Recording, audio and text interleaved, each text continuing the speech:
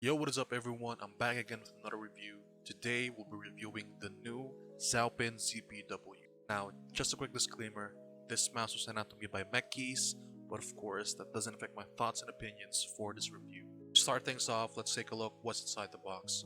So over here you have your standard Zaopin box, as well as the standard Zaopin carrying pouch. You also get two styles of universal grip tapes, one in black and one in white. Two PTFE skates, one in full size and one in dot skates, a USB Type-C cable, and your 8K dongle. Now taking a look at the bottom layout, over here on the left side you have your on and off switch, as well as your Bluetooth option. Over here on the right you have your DPI switch, as well as two PTFE skates, and your ring skate for the sensor. The build quality on the ZPW, or at least in my copy, is actually pretty good. I haven't experienced any signs of flexing, creaking, or even rattling inside the mouse, and the clicks feel pretty nice. No issues with switch grind or anything, as well as the scroll wheel. It doesn't feel loose. The side buttons doesn't feel too bad, doesn't feel too stiff or anything, and overall just a pretty good build quality from Zaopin. Now the skates on the ZPW is actually not too bad, but I would say that it's not really the best. I'd say that they're definitely usable. I don't think that you need to change them anytime soon, but they are a little bit on the slower side compared to other skates from, say, more notable brands like Enkin Gear or Razer.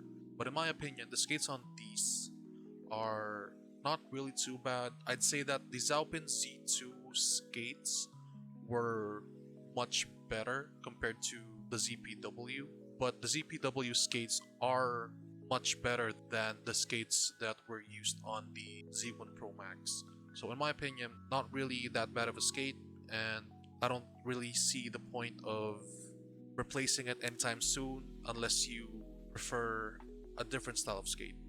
The coating on the ZPW is actually pretty good. I'd say that it's much better than the coating that was used on the Z1 Pro Max, as well as the coating that was used on the Z2. It's not as good though as, say, Endgame Gear's coating. I'd say that the coating on Endgame Gear's mice are much better, but it's definitely up there in terms of having a really good coating for a mouse. And overall, it's just a really nice coating, really nice and grippy. Whenever your hand feels slightly warm and moist, it definitely gives you a really nice grip. And overall, pretty good job from Zaopin over here. The ZPW actually has two variants.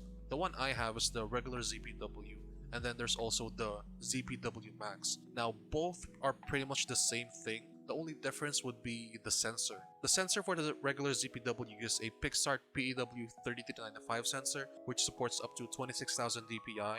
But as for the ZPW Max, it uses a Pixart PEW 3950 sensor and supports up to 30,000 dpi. Now the sizing for both are 121.9 by 65 by 41.6 millimeters. Both uses Omron opticals for its main switch, as well as a TTC Gold encoder, and both supports up to 8000 Hz polling rate. Now in terms of performance, the ZPW's performance is actually pretty good.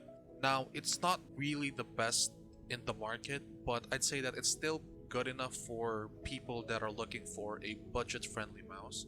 The sensor on this, even though it's a 3295, is still pretty good. Now it's not as good as, say, the sensor on a Endgame Gear mouse, which also uses a Pixart PAW 3395, but in my opinion, it's still pretty good. I haven't had any issues with it, and overall, just a pretty good performance on the ZPW. The shape on the ZPW is actually what really intrigued me to trying out this mouse. Now I believe it's a SteelSeries Prime clone, but however, I haven't really had a chance to try out the SteelSeries Prime, so I can't really give you guys my thoughts and opinions for that. But what I can give you guys is an idea of how the Zaopin ZPW feels in your hand. Now the thing that I really enjoyed and I really liked about the ZPW is over here on the left side. As you can see, it slopes inward quite aggressively and comes out over here on the rear area very aggressively as well. It's kind of like the XM2 8K, where the sides are quite aggressive, but the only difference would be that the sides on the XM2 8K is a bit more rounded. over here on the rear area compared to the ZPW where it's much more pointed outwards. And because of that, you're able to rest your thumb much better, in my opinion, and just basically gives you a much more locked in feel because you're able to use this area or maybe even this area of your thumb where you pretty much used to flex your thumb. You're able to just sit your thumb over on this area of the mouse. It just gives you a nice locked in feel, even like on this grip. It feels really nice.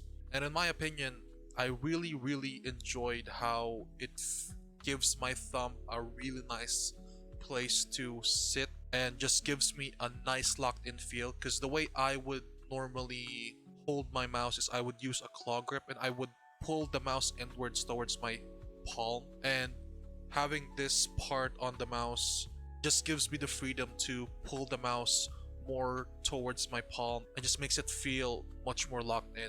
Now over here on the left side, it's not completely flat. I'd say that it's still a little bit more rounded, especially here on the upper area, and it's real nice and comfortable for your ring and pinky finger to sit onto. And if you're somewhat like tense, over here on the upper right area, it's also much more rounded compared to say the T-Evolution Terra where it's a little bit more sharper over here. So if you have the grip that's pretty much like Tense's grip, might find yourself leaning more towards the ZPW because of the rounded tip. But for me, I think that the sides over here on the right side still feels real nice and comfortable. And as for the M1 and M2, I don't know if you can see, but it's a little bit curved for your fingers to sit nice and comfortably on, and I really do enjoy that. And as for the hump, since it's a 40mm hump, it doesn't feel extremely sharp over here on the highest point of the mouse, and the slope doesn't feel too aggressive,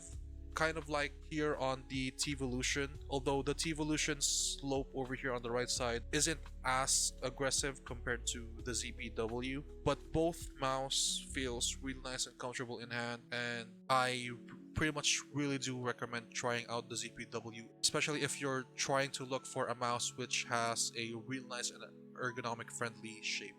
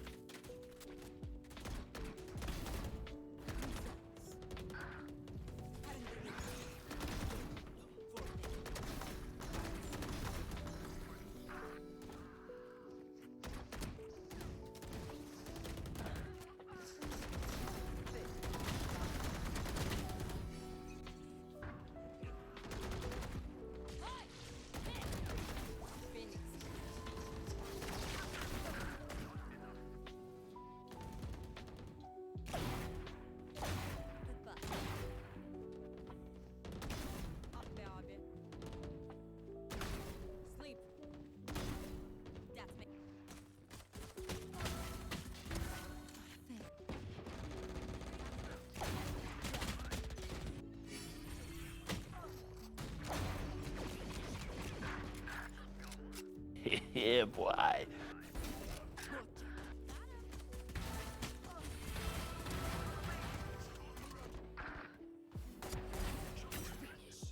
Now, should you buy the Zaopin ZPW?